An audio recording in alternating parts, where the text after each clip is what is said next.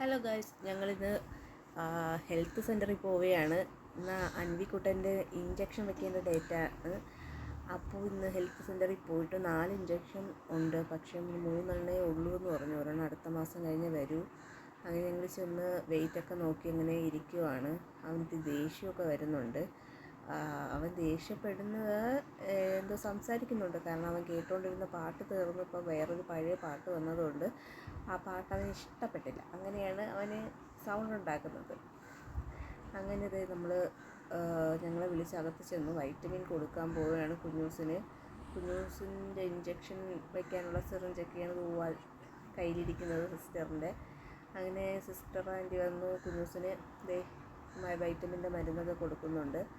അടുത്തതായിട്ട് അവനെ ഇഞ്ചക്ഷൻ വയ്ക്കാൻ പോവുകയാണ്.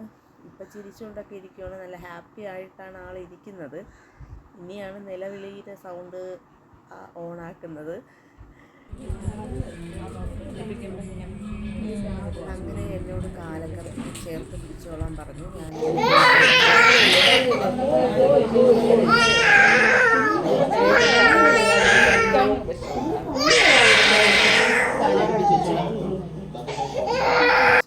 ഇഞ്ചക്ഷൻ കഴിഞ്ഞ് ഒരു കൈയും 2 കാലുമായിരുന്നു കഴിഞ്ഞ് അവൻ ആകപ്പാടിയതായി വിഷമിച്ച് കരഞ്ഞ് അങ്ങനെ ഇരിക്കുകയാണ്.